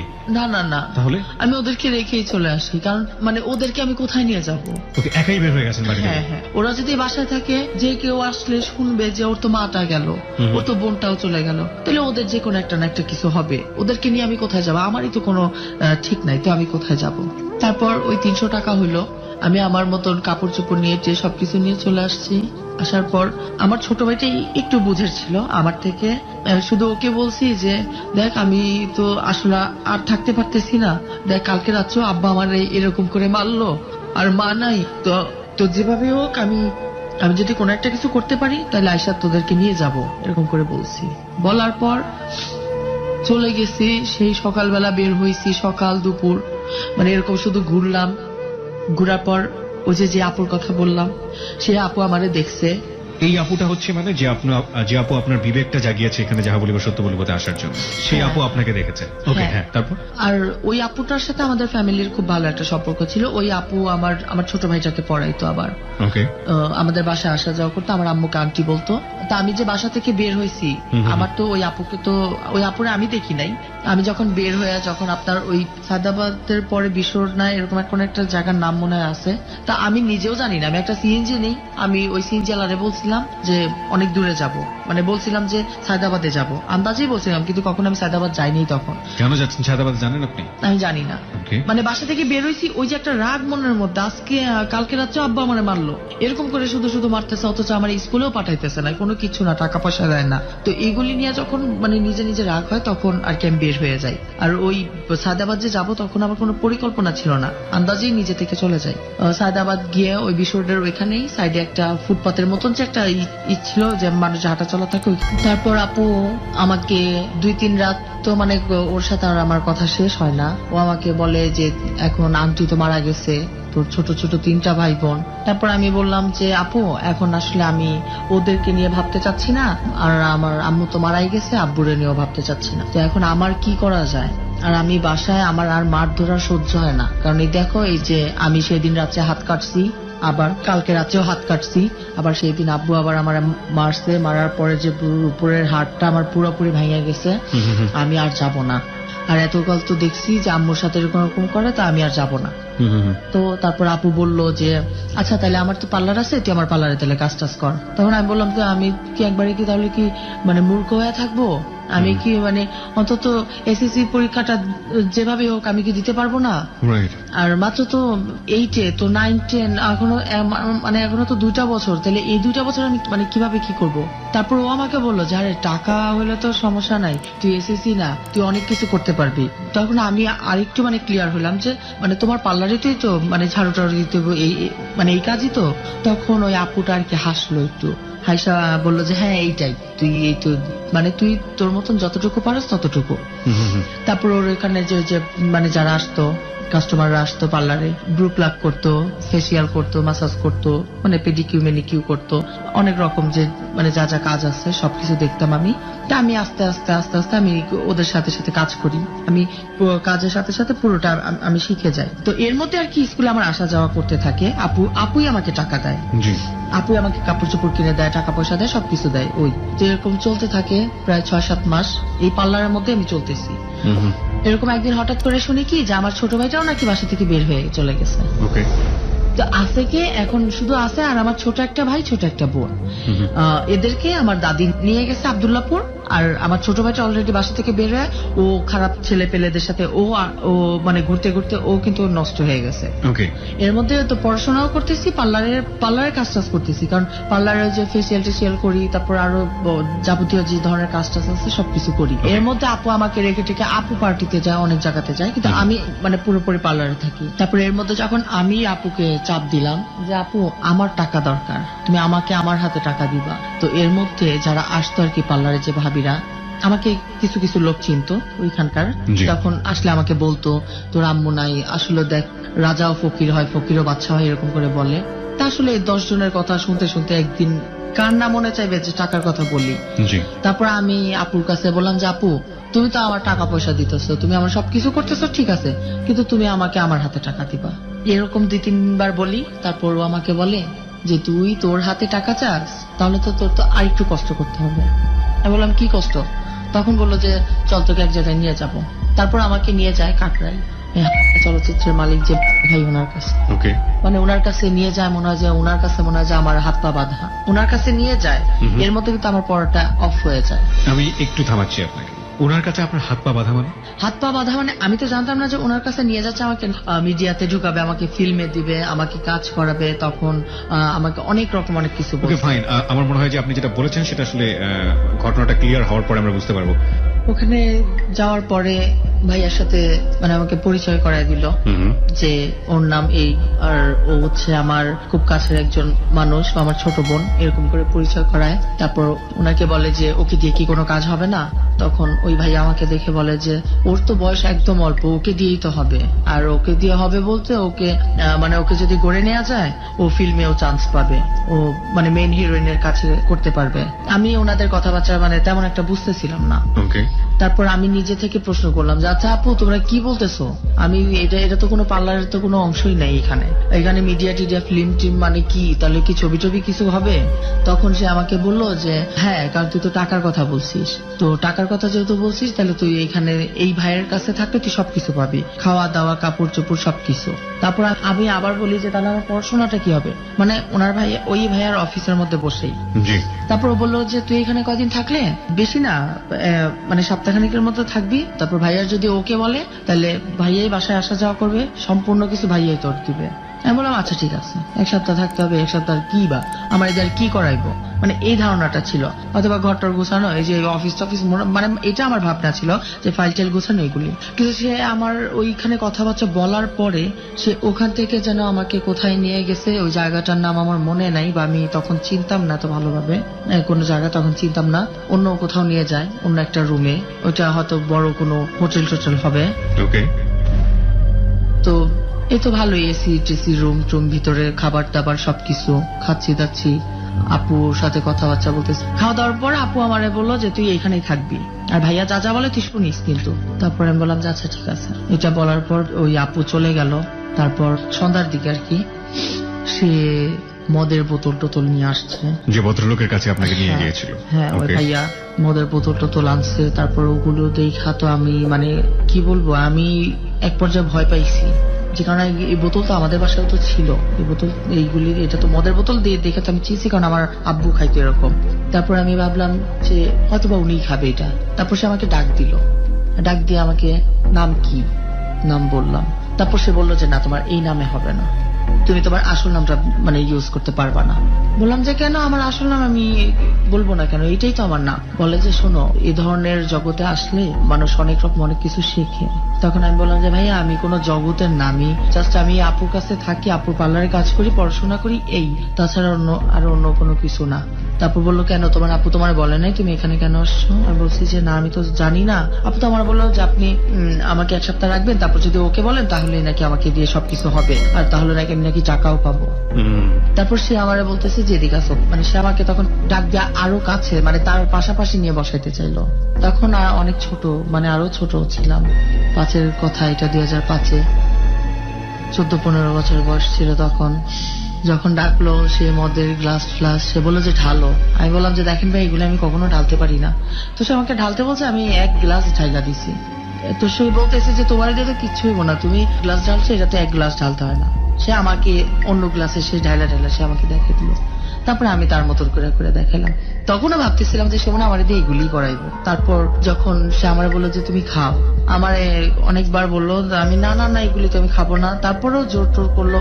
তারপর যখন আমি একটুখানি খাইলাম, মানে আমার মানে প্রথম তো আমার গলা বুক টুক সব জ্বলা যেতেছে এরকম। আর তারপর বলছি যে না ভাই, এটা আমার দ্বারা সম্ভব না, আমি আর খাবো না, আমি আপুর কাছে চলে যাবো, আপনি যেভাবে হোক আপুর আপনি খবর দেন, আমি চলে যাব। তারপর সে বলে যে এখন তো ফোন করা যাবে না, এখন তো অনেক রাত হয়ে গেছে, এখন তো দেখুন অন্ধকার হয়ে গেছে, এখন তো যাওয়া সম্ভব না, আর এখান থেকে তো বের হতে হলে এক সকাল ছাড়া এখান থেকে বের হওয়া যাবে না, এখানে মেন গেট আটকায় দিছে। মানে সে তখন আমাকে যেভাবে আর কি বুঝাইতে পারছে। তারপর আচ্ছা ঠিক আছে, তারপর আবারও সে মদ খাইতেছে, আমাকে দিতেছে। আমি তো মানে ভিতরে না, তারপরেও যাক আমি ভাবতেছি কি সকালটা হইলেই, মানে তার সাথে হ্যাঁ হ্যাঁ হ্যাঁ করে করে সকালটা হলে আমি চলে যাব। কিন্তু সে আমাকে যেভাবে মানে জোর করছে খাওয়ার জন্য, কিন্তু আমি 2-3 বার খাইছি। খাওয়ার পরে সে তো মানে গণহারে খাচ্ছে, মানে একটার পর এক গ্লাস করে খাইতেছে, একটু একটু করে বানাচ্ছে আর খাচ্ছে। মানে সে শুধু আমাকে কাছে ডাকে, সোফার মধ্যে বসা আসে, আমাকে বলে যে তুমি এদিকে আসো, আমার কাছে আসো। আমি বললাম যে না, আপনি ওখানেই থাকেন, আমি এদিকেই বসে থাকি, আমি পারবো না আপনার কাছে গিয়ে বসতে। তারপর সে উঠে গিয়ে আমার হাত ধরে মানে টানাটানি করতে করতে সে আমাকে সোফার উপরে এনে বসাইছে। তারপর সে ইচ্ছা করেই আমার ওকে ওকে ওকে ঠিক আছে। আমরা বুঝতে পেরেছি। আপনি একটু জাস্ট আমাকে বলবেন যে এই যে এক ধরনের অসামাজিক কাজে লিপ্ত হয়ে যাওয়া, এবং এটা তো সে রাতে আপনার সাথে হলোই, আমরা বুঝতেই পারছি আপনার আপনার ব্যাপারটা দেখে, এবং এইটাই হচ্ছে আপনার জার্নির শুরু, রাইট? প্রিয় শ্রোতা, এই অপরাধটাকে আপনি অপরাধ বলবেন নাকি বলবেন না সেটা আপনার জায়গাতে, কিন্তু কিছু কোশ্চেন আমাদের মাথায় এসছে। আপনি 14 বছর বয়স তখন, এবং এই 14 বছর বয়সে আপনি কিছুটা হলেও কি আজ করতে পারতেন না ওই সময়টাতে, যে যেহেতু আপনার একটা ফ্যামিলি ব্যাকগ্রাউন্ড ছিল যে বাবা এই ধরনের একভাবে কোনো না কোনোভাবে একটা মেয়ের প্রতি আসক্ত, এবং একই সাথে আপনি তখন কিছুটা হলেও বোঝেন যে এই ব্যাপারগুলো আসলে কি, এবং এটাও হয়তো বা কিছুটা হলেও আজ করতে পেরেছেন যে একটা মেয়েকে এরকম একটা ছেলের কাছে রেখে আসছে যিনি মিডিয়া জগতের, ফিল্ম ইন্ডাস্ট্রি, এবং তাদের মধ্যে এক ধরনের কথোপকথন হচ্ছে। 14 বছর বয়স মানে আপনি তখন যদি পড়ার বয়স হয় তাহলে ক্লাস 9-10 পড়তেন। সেই জায়গাটা থেকে তো এটা বোঝা খুব স্বাভাবিক একটা ব্যাপার ছিল। আপনি কি আপনার অনেস্টির জায়গা থেকে বলতে পারেন এটা যে আপনি একেবারেই কিছু বোঝেননি? না, মানে ফিজিক্যালি যে রিলেশনটা এটা আমি বুঝি না। কিন্তু এটা একটা অন্যায় কাজ আপনাকে দিয়ে করাচ্ছে বা করতে পারে, এরকম কিছু হলো না, আজ পেয়েছেন? এরকমটাও বুঝতে পারছি কখন, যখন সে যখন মদের বোতল টোতল আনছে তখন। কিন্তু যে ওই আপুর সাথে যখন বারবার কথা বলছি, মানে ওই আপু আমার শুধু বলছে কি যে ওই ভাইয়ার সাথে থাকতে হবে এই জন্য, এক সপ্তাহ এই জন্য থাকতে হবে কারণ আমাকে যে নাচের গ্রুপগুলি করানো হবে ওইটাতে নাকি আমাকে রিহার্সাল করার জন্য, ফটো সেশন করার জন্য। মানে সে রাতে যাই হলো আর কি। তারপর আমি খুব চিৎকার চেঁচামেচি করছি যে আমি ওই আপুর কাছে এখন চলে যাব, আর আপনি এখন যদি আমাকে যদি না যেতে দেন আমি কিন্তু আমার মাথাটা ফাটায় ফেলাবো। এরকম করার পরে তখন এত সচরাচর মোবাইলটাও ছিল না, মানে এতটা হয় নাই। তারপর মোবাইল বলতে কি ফোন দিছে আপুর বড় বোনের কাছে, তারপর ওই আপুকে ফোন দিছে। তারপর ওই আপু বলছে যে এত রাত হয়েছে এখন তো যাওয়া সম্ভব না, তো গেলেও আমার সকালে ভোরবেলা যেতে হবে। মানে এই কথা বলার পর সে তো তারপরও রাতে আবারও সে আমার সাথে জোর জুলুম করে আবারও সে ই করলো। তারপর থেকে আমি খাই না বা তার সাথে আমি ভালোভাবে কথাও বলি নাই। তারপর ওই আপু আসছে সকালে, ওই আপু এসে আপুরে ধরে আমি অনেক কাঁদছি আর বলছি যে আমি আমার জীবনেও এরকম যে হয়ে যাবে আমি বুঝতে পারি নাই, আর তুমি আমাকে এরকম করলা কেন, তুমি আমার সাথে কেন এরকম ইটা করাইছো। তখন আপু বললো তুই তো বলছিলি যে তোর তো টাকা লাগবে। আমি বলছি আমার টাকা লাগবে, আমি বলছি তো আমার আব্বার কাছেও তো আমি বলছি যে আপু আমার টাকা লাগবে, কই আমার আব্বা তো আমার তো ই করে নাই, অন্য কারোর কাছে দিয়ে আসে নাই। বলছে অন্য কারোর কাছে দিয়ে আসে না এই জন্য তো তোরে মাইরা মানে তোরে কানা করছে বয়রা করছে, এরকম করে সে আমাকে ভেঙায় দিল। তারপর কি করব, বাধ্য হয়ে কি বলতে কি, তারপর আবার ওর সাথে আমি সেদিন চলে গেলাম। চলে যাওয়ার পরই ওর রিক্সা থেকে নেমে আর আমি ওদের বাসায় যাই নাই, ওইখান থেকে আরেকটা রিক্সা নিয়ে আমি আমাদের বাসায় চলে আসছি। বাসায় যাওয়ার পর দেখছি আমার ফুপু আছে, বাবা আছে। আমি আব্বুরে ধইরা 2 পা ধইরা অনেক কাঁদছি আর বলছি যে আব্বু দেখো আমারে এরকম। তখন আমি বলে দিছি, মানে আমি কি করবো আমি বুঝি নাই, আমি ওই আপুর নাম বলে দিছি যে আব্বু ওই আপু আমার নিয়ে এরকম এরকম করছে, ওই আপু নিয়ে আমারে এরকম অন্য জায়গাতে এই করছে। সেইগুলি শোনার পর সে আরো বলছে যে তুই মরে যা, তোকে আমার রাখা সম্ভব না, তুই মরে যা, এরকম অনেক কিছু, অনেক খারাপ বিহেভ করছে। তারপর ভাবলাম যে আব্বা আমার আবারও বলছে রাখবে না, বাসা থেকে বের করে দিল। তারপর আমি ওই বাসার মধ্যে আমার ছোট ভাইটাকে খুঁজলাম, দেখলাম যে ও নাই। তারপর সবাই বললো যে তোমার ছোট ভাইটা তো চলে গেছে, কোথা থেকে কোথায় মনে হারাই গেছে। তারপর অনেক কাঁদছি যে আমার ছোট ভাইটাও হারাই গেল। আজ আমারও মানে আমার সাথে মা মারা গেল মাত্র কয়দিন হয়েছে, মা মারা যাওয়ার মানে সাথে সাথে আমার সাথে মানে এরকম একটা অঘটন ঘটে গেল। আমি তো মানে অবাক হয়ে গেছি যে আমার সাথে এরকমটা কেন হইলো, আর মানে মানে খুবই খারাপ লাগছিল। আর যখন ছোট ভাইটা হারাই গেছে এটা শোনার পর আরো খারাপ লাগলো। তারপর আর কি করব, তারপর ওই আপুর কাছে আবার চলে গেছি। তারপরে আপু আবার আমাকে বললো যে তুই কই গেছিলি। আমি বললাম যে আমি এই তো এমনিতে এক জায়গায় গেছি। তারপর ওই আপুর সাথে আমি বললাম আচ্ছা আমাকে দিয়ে তো যা হয়েছে এগুলি করলে কি হয়। তখন সে আমাকে বলছে যে তোর তো অনেক শখ, তুই নাচের গ্রুপ করবি, করতে পারবি, টাকা পয়সা সব পাবি, কিন্তু ওই ভাইয়ার কথা অনুযায়ী চলতে হবে। তারপর আমি বললাম যে আচ্ছা সবই করব, কাজটা সব করে দিব, মানে ওই কাজটা আমি করব না। তখন বললো যে দেখ এটা ছাড়া কিন্তু দুনিয়াতে আর কোনো কিছু হয় না। আমি বলছি কই এটা ছাড়া কি, আমি তো জীবনেও তো এগুলি দেখি নাই। তখন বলছে কি যে দুনিয়া সম্পর্কে তোর কোনো ধারণা নাই, আইডিয়া নাই, তুই এগুলি করতে থাক, তারপর দেখবি অনেক লাইন পাবি, অনেক কিছু পাবি। মানে দুনিয়াতে দিন দিন সবকিছু মানে আধুনিক হবে, তখন তুই আরো অনেক কিছু শিখতে পারবি, জানতে পারবি। তারপর ওই আপু বলল যে আচ্ছা ঠিক আছে তাহলে চল আজকে রাতে মানে একটা পার্টি আছে। মানে আপনি এগ্রি করে গেলেন, এক ধরনের সম্মতি দিলেন যে হ্যাঁ ঠিক আছে, আমি এই দুনিয়াটা চাই এবং তার বিনিময়ে আমার যেটা করতে হোক আমি হ্যাঁ। করব। You need money, right? হ্যাঁ, হ্যাঁ। তখন আপনার বয়স 14 বছরের কিশোরী আপনি, রাইট? প্রিয় শ্রোতা, এই হচ্ছে আমাদের অপরাধের পর্বটা শুরু। একজন 14 বছরের কিশোরী, তার ব্যাকগ্রাউন্ডটা ছিল পারিবারিক ভাবে প্রচন্ড রকম অসহিষ্ণু একটা পরিবেশের মধ্যে বড় হওয়া, মার মৃত্যু এবং আর্থিক অনটন, বাবার গায়ে হাত তোলা, চরম অত্যাচার এবং চরম দারিদ্র অবস্থা। অবশ্যই বলবো, কারণ হয়তো সবকিছুই আছে তাদের, কিন্তু ঘরে একটা টাকা নেই কিছু কিনে খাওয়ার মতো। এই অর্থে তারা প্রচন্ড দারিদ্র অবস্থা, এবং শেষ পর্যায়ে যে মানুষের সংস্পর্শে সে আসলো, সেই মানুষটা আগে থেকেই এরকম একটা অপরাধ জগতের মধ্যে ছিল, এবং সে তাকে এই রাস্তায় পা বাড়াতে বলল, এবং সে বাধ্য হয়ে বাবার কাছে স্বীকার করলো যে বাবা আমাকে এরকম একটা পরিবেশের মধ্যে নিয়ে গেছে বা এরকম হয়েছে। বাবা তাকে শেল্টার দিল না, এই মেয়েটি বাধ্য হয়ে এই রাস্তা ধরলো। এখানে আমার একটা কোশ্চেন আছে, আপনি তো তখন বিউটি পার্লারে কাজ করতেন, আপনি একা একটা মানুষ ছিলেন, 14 বছর বয়স আপনার, খুব বেশি কিছু প্রয়োজনও হয় না আপনার, আপনি তো বিউটি পার্লারে কাজ করেও কন্টিনিউ করতে পারতেন, ভালো থাকতে পারতেন, আপনি কেন? না, তখন হচ্ছে কি, বিউটি পার্লারে কাজ দিতে গেলে না ওই জামানত যে লাগে এরকম একটা কিছু লাগে। আর ওই আপুর পার্লারে কাজ করে মানে বেশ কিছু আন্টিদের সাথে আমার ভালো পরিচয় ছিল, কিন্তু সবাই আমাকে মানে বুদ্ধি দিত, কিন্তু কেউ আমাকে 5,000 টাকা দিয়ে জামানত মানে দিতে হয় যে মানে হ্যাঁ আমি মানে অমুক একটা পার্লারে তো তুমি কাজ করো, ওর মানে জামানত হিসেবে আমি এই যে এটা দিলাম, আমি আসি, মানে ওর মানে গার্জিয়ান হিসাবে আমি আছি। মানে এরকম কোনো শেল্টার আমার ছিল না। আর আমার যে কোনো কিছু করতে গেলেই আমার ওই আপুর মাধ্যম ছাড়া তো আমি কিছু করতে পারবো না, কারণ আমি তো বাসা থেকে বের হয়ে গেছি, কার থেকে কোথায় যাবো। সুতরাং কোনো না কোনো ভাবে আপু আপনাকে ইনসিস্ট করছে যে এই জায়গাটায় চলে আসার জন্য, হ্যাঁ, রাইট? হ্যাঁ। ওকে, এবং আপনিও সেটা এক অর্থে মেনেই নিলেন। তারপর তো ওই তো আপুরে বললাম, আপু বললো আচ্ছা ঠিক আছে তাহলে চল, আজকে রাতে এরকম একটা পার্টি আছে। আমি বললাম রাতে পার্টি মানে কি? তখন আমি জানলাম আর কি, আমাকে বলে বলে দিল। তারপরেও আমাকে বললো যে তোর যা গেট আপ লাগে, যা ড্রেস আপ লাগে সবকিছু আমি দেব, কিন্তু মানে গেস্টদের সাথে ভালো ব্যবহার করতে হবে। তখন আমি বললাম যে দেখো, রাত থাকবো না, কারণ রাতে থাকবো সে আমার সাথে অনেক কিছু করবো, ওগুলি আমার ভালো লাগবে না। আধা ঘন্টা 1 ঘন্টার জন্য যাব, ওইটা আমি আমার নিজের যেভাবে হোক সামাল দিয়ে করবো, কিন্তু রাতটা আমি থাকতে পারবো না। তারপর যখন ওই রাতে যাব, সব দুজন মিলে রেডি টেডি হয়েছি, আমাকে নিয়ে গেছে। আসলে আমি জানি না জায়গাটা কোথায়, জায়গাটার আমি নাম জানেন তখন না আমি তখন? ভালোভাবে চিনিও না। আচ্ছা, গাড়িতে উঠলাম, বাসে উঠলাম, দুজনের ভাড়া দিয়ে, কোথায় একটা জানি নামছে। তারপর ওখান থেকে রিক্সাওয়ালারে বলছে নিমতলি না জানি কি একটা বলছে, আমি চিনি না, তবে নিমতলি নামটা শুনছি। পরে ওখানে রিক্সা থেকে নাইমা কোনো একটা বাসাই হবে, 3 তলা না জানি 4 তলায় উঠলাম, গেলাম। আর টাকা পয়সা এগুলো আমি শুনি নাই, দেখিও নাই। ওরা কি কথা বলছে, মানে আমার এরকম একটা রুমের মধ্যে এসব বলছে যে তুই বয়, আমি আসতেছি, এরকম কথা বললো তারা। কথা বলার পর আমি বসে আছি, ওই লোকটা রুমের মধ্যে আসছে, এই মানে এভাবে আর কি দিয়ে কোন একটা রুমের, কোন একটা অ্যাপার্টমেন্টের মধ্যে।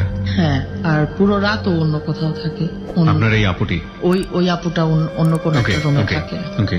তারপর আমি খাওয়া দাওয়া করি, রুমের মধ্যে থাকি। আপনি যে অর্থের জন্য এখানে গেলেন, আপনি কত টাকা পেলেন এই কাজ করে? তখন আমাকে 2,000 টাকা দেওয়া হয়েছিল। 2,000 টাকা আপনার হাতে দেওয়া হয়েছিল। এই অর্থটা পাওয়ার পরে একদম টু বি অনেস্ট, আপনার ফিলটা কি হয়েছিল ওই মুহূর্তে? আমার ভালো লাগে নাই। আমার মনে হয়েছিল যে আমি আমার মার মতো বিষ খেয়ে মারা যাই, কারণ ওরকম করে অন্য কোন একটা পুরুষের হাত থেকে যখন 2,000 টাকা আমাকে দিচ্ছে, আমার মোটেও ভালো লাগে নাই। আমি যখন ওই লোকটা আমাকে আরো 200 টাকা দিচ্ছে, বকশিস হিসাবে নাকি টাকা দেয় এই কাজে, আমাকে বলছে খুব ভালো, আমি অনেক প্রশংসা করছে। ওই প্রশংসা আমার পছন্দ হয় নাই।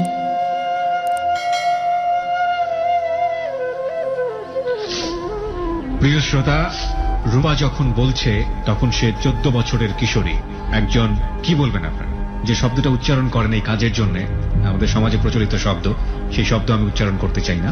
খুবই ভদ্র ঘরের একটা সন্তান ছিল রূপা, কিন্তু শৈশবে তার প্রতি যেই টেক কেয়ারটার প্রয়োজন ছিল, বাবা মার মধ্যে যে সুস্থ সম্পর্কের প্রয়োজন ছিল, সেই সুস্থ সম্পর্ক না থাকার কারণে আজকের এই ভদ্র পরিবারের, ধনাঢ্য পরিবারের রূপা কিভাবে নিজের অনিশ্চিত ভবিষ্যতের দিকে ধীরে ধীরে এগোচ্ছে আপনারা বুঝতেই পারছেন। ও যখন বলছে তখন ওর চোখ দিয়ে টপ টপ করে পানি পড়ছে, এবং এই পানিটুকু হয়তো আপনার হৃদয় দিয়ে অনুভব করতে পারছেন। আমাদের সমাজে অসংখ্য এরকম রূপা আছে যারা কৈশোরে ঠিকমতো পরিবারে বড় হওয়ার জন্য পরিবেশ পায় না, এবং তারা বাধ্য হয়ে এই বিপথে পা বাড়ায়, এই অপরাধ জগতে পা বাড়ায়। শেষ পর্যন্ত তাদের কোথায় ঠাঁই হয়, কি হয় তাদের ভবিষ্যৎ।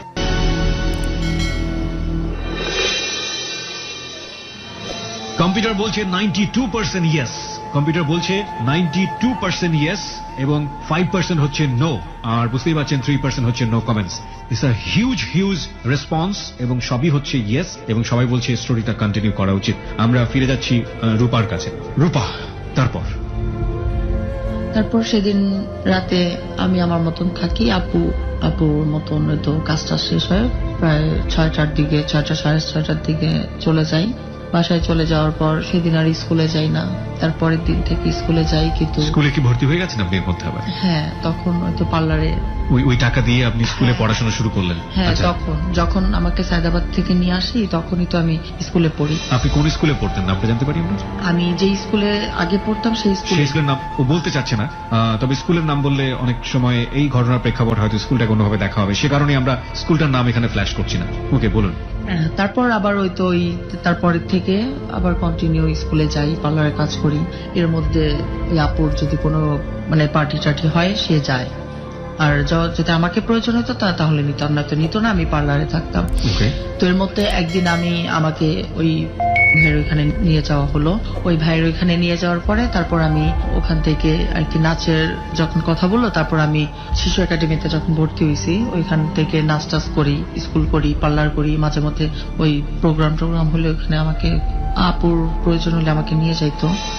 এই মানে আপনি কন্টিনিউয়াসলি এই ধরনের পেশার মধ্যে ঢুকে গিয়েছেন। এখন আপনাকে পার্টি হলেই আপনাকে সেখানে নিয়ে যায় সে, এবং এর বিনিময়ে কি সে নিজে কোনো টাকা নিত নাকি আপনি টাকা নিতেন? আমাকে দিত, সেও একটা পার্সেন্টেজ নিত। আর আপনি যেই ভদ্রলোকটির নাম এখানে বললেন, আমরা নামটা এখানে ব্যবহার করছি ঠিকই কিন্তু মিউট শব্দ ব্যবহার করেছি, ফিল্ম ইন্ডাস্ট্রির উনি কি ছিলেন আপনার জানা মতে? উনি তো এখনো আছেন আমরা জানি। হ্যাঁ, উনি এখনো আছে, উনি প্রোডিউসার, পরিচালক, এখন মানে রানিং প্রোডিউসার আর কি, প্রোডিউসার হিসেবে আছেন উনি। প্রিয় শ্রোতা, এখানে যে ব্যক্তিটির নাম এসছে, আমরা আমাদের অনুষ্ঠানের স্বার্থেই বলেন বা অনুষ্ঠানের এথিক্স থেকে বলেন, আমরা এই নামটি এখানে ফ্ল্যাশ করছি না এই কারণে যে it is not investigative show. আমরা বারবারই একটা কথা বলি যে এখানে এই ঘটনার প্রমাণ হাজির করাটা খুব বেশি মুশকিল হবে, এই অর্থে যে ওই দিনে গিয়ে ওই সময়ে গিয়ে যে ঘটনাটা ঘটেছে সেটা টাইম মেশিনে চড়ে গিয়ে প্রমাণ করা সম্ভব নয়। এবং ও যে নামটা বলেছে সে নামটা খুবই বিখ্যাত একটা নাম, এবং তার ব্যক্তিত্বের জায়গাটা থেকে এই ঘটনা, আজকের এই ঘটনা অনেকখানি হ্যাম্পার করতে পারে। এবং শুধুমাত্র তিনি না, শুধুমাত্র মিডিয়া জগৎ বলবো না, এরকম সমাজে অসংখ্য গুণী মান্য ব্যক্তি আছেন যারা এই ধরনের কাজের সঙ্গে জড়িত। এবং যেহেতু এটা ইনভেস্টিগেটিভ শো না, সুতরাং সেই জায়গাটি থেকে এটা প্রমাণ করার সুযোগ থাকে না। এবং আমরা মূলত গল্পটার দিকেই বেশি ফোকাস করি, এই অর্থে যে তার জীবনে যে ঘটনাটা ঘটে গেছে সেটা কিভাবে ঘটেছে সেটাই গুরুত্বপূর্ণ। কাউকে এখানে দোষী সাব্যস্ত করা, কাউকে এখানে অ্যাকিউজ করা, কাউকে বিচারের কাঠগড়ায় দাঁড় করানো, এটা কিন্তু আমাদের অনুষ্ঠানের উদ্দেশ্য নয়। ইভেন তার বাবা সম্পর্কে যে সে কমপ্লেইন গুলো করছে, তার বাবাকেও আমরা এখানে মুখোমুখি দাঁড় করানোর চেষ্টা করব না। আমরা শুধু একটা জিনিস এখানে প্রমাণ করার চেষ্টা করছি যে এই মেয়েটার জীবন এরকম হয়েছে কি কারণে, কোন কারণে, সেই কারণগুলো যেন আপনার জীবনে না ঘটে সে ব্যাপারে আপনাকে সচেতন করা। ওকে, ফিরি। তারপর এই বেশিরভাগই আর কি নাচে থাকতাম, স্কুল শেষ করে নাচে থাকতাম। আর তারপর ওই ভাইরা আমাকে খুব ভালোবাসে, মানে এর মধ্যে সে আমাকে খুব স্নেহ করে, ভালোবাসে, আমাকে টাকা পয়সা যা প্রয়োজন সে আমাকে দেয়। আর তখন আমি বিটিভিতে 2টা গ্রুপ করছিলাম, 2টা নাচের গ্রুপ করছিলাম। তারপর ওখান থেকেও বেশ ভালো পরিচিতটা হয়। তারপর যখন তারা চাচ্ছিল ফাইনালি আমাকে কোনো একটা মিউজিক ভিডিওতে আগে দেবে, আর আপু আবার বলতেছিল যে না, ও অনেক কষ্ট করছে, আমি চাই না ওর লাইফটা বরবাদ হোক, ও যেহেতু মানে এদিকে আগাইছে, তো আমি চাই ও কোনো একটা মানে ফিল্মে মানে হিরোইনের কোনো হিরোইনের কোনো চান্স পায়।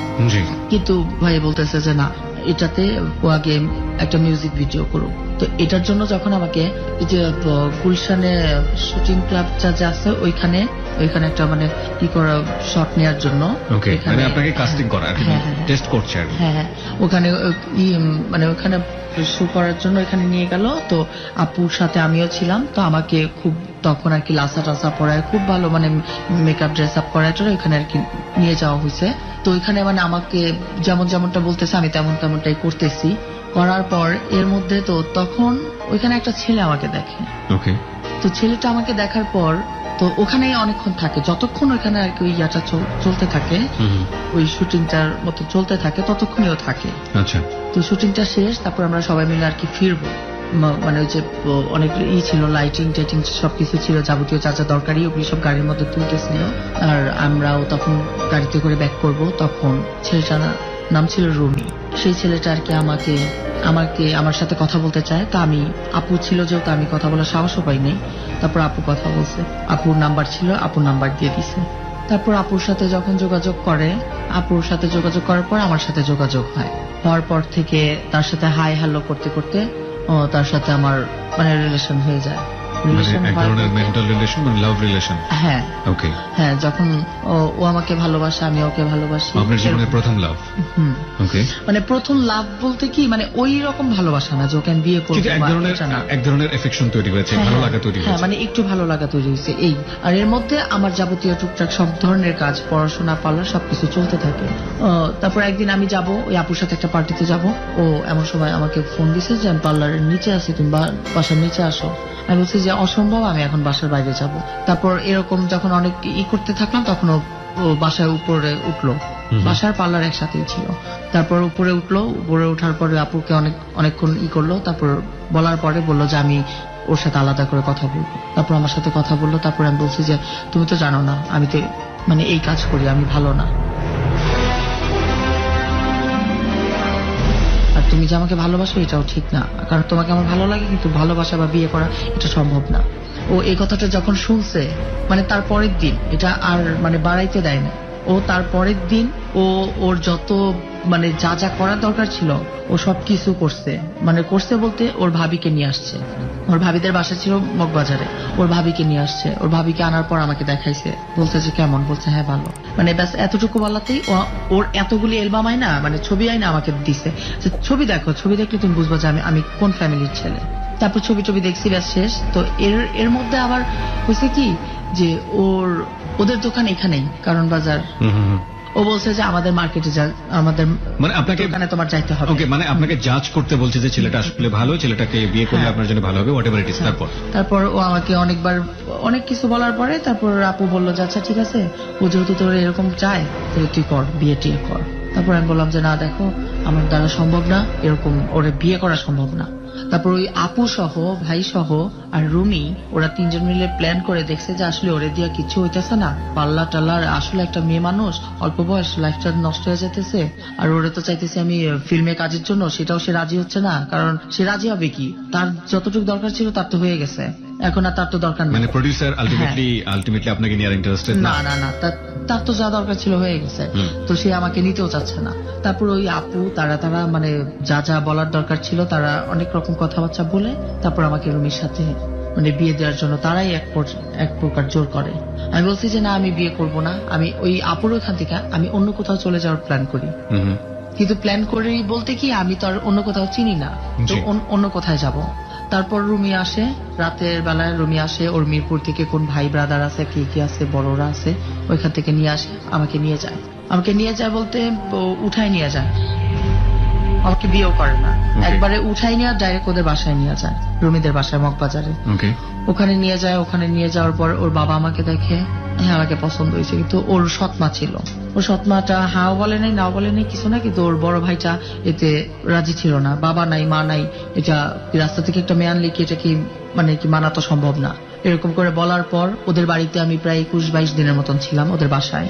তারপরে 21 দিন পরেই ওর সাথে আমার বিয়ে দেয় কোর্টে নিয়ে। মানে ওর ফ্যামিলি দেয় আপনার সম্পর্কে সবকিছু জানতো? ওর ফ্যামিলি না, শুধু জানতো ও জানতো যে আপনি এই ধরনের এই জায়গাতে আছেন, এই অবস্থা, সবকিছু এগুলি জানার জন্য তো আমাকে এখান থেকে নিয়ে যায় ওদের বাসায় নিয়ে, মানে যাতে আপনার সাথে এরকম আর কোনো কাজ না হয়। না, হ্যাঁ।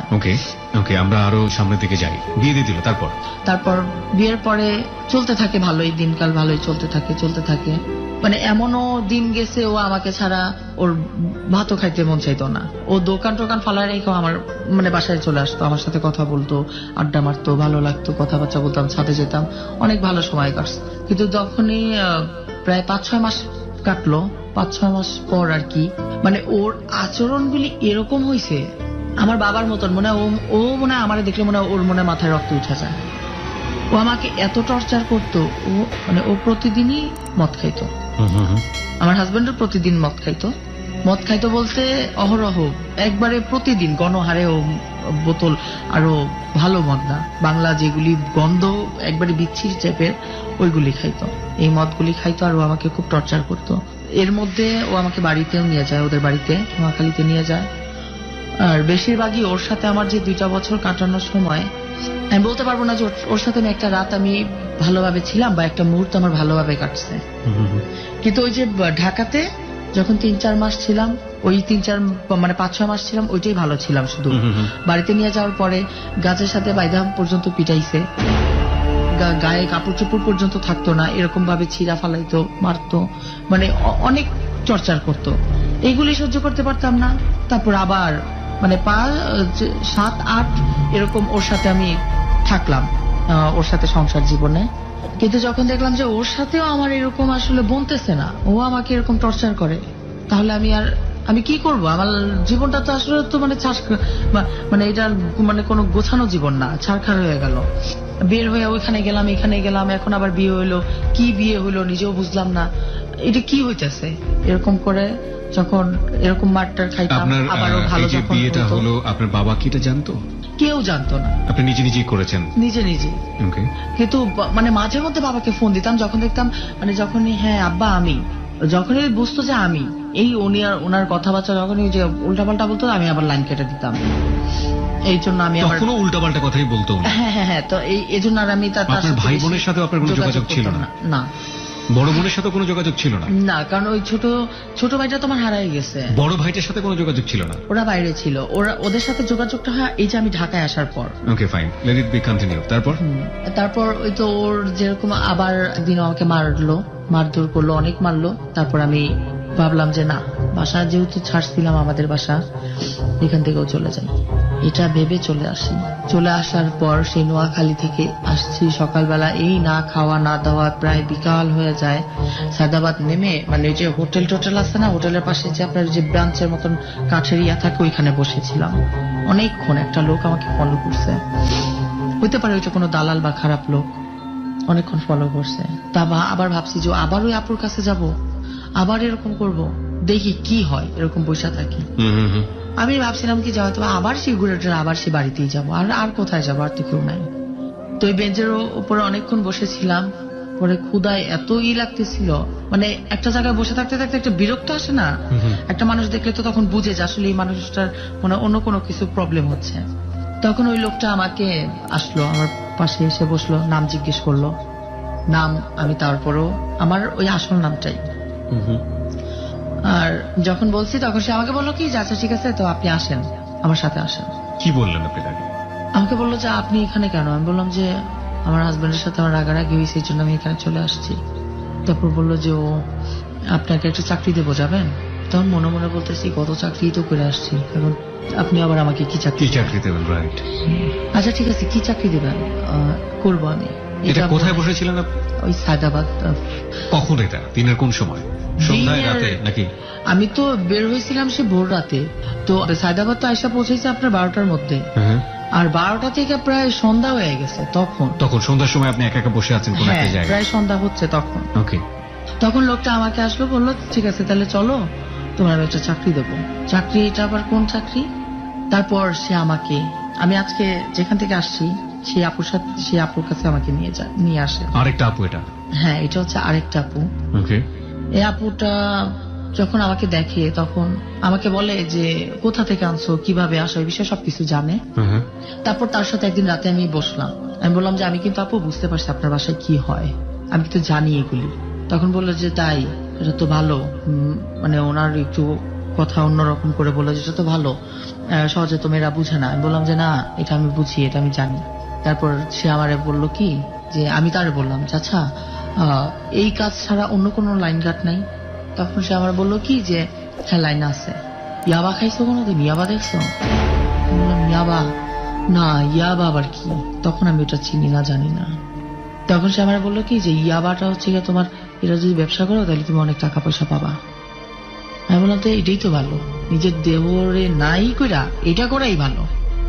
তারপর ওই আপুর সাথে যেদিন গেছি আমি সেদিনই ওনার সাথে আমি পুরো ফাইনালি কথাবার্তা বলে নিছি, কারণ ওনার সাথে আমি ফাইনালি কথাবার্তা না বললে ওই আগের মতো আবার যদি আমার যদি দৌড়াইতে হয়, কি দরকার, আমি আবার নিজেই করবো, তাই জানি না নেই অন্য কোনো আছে নাকি।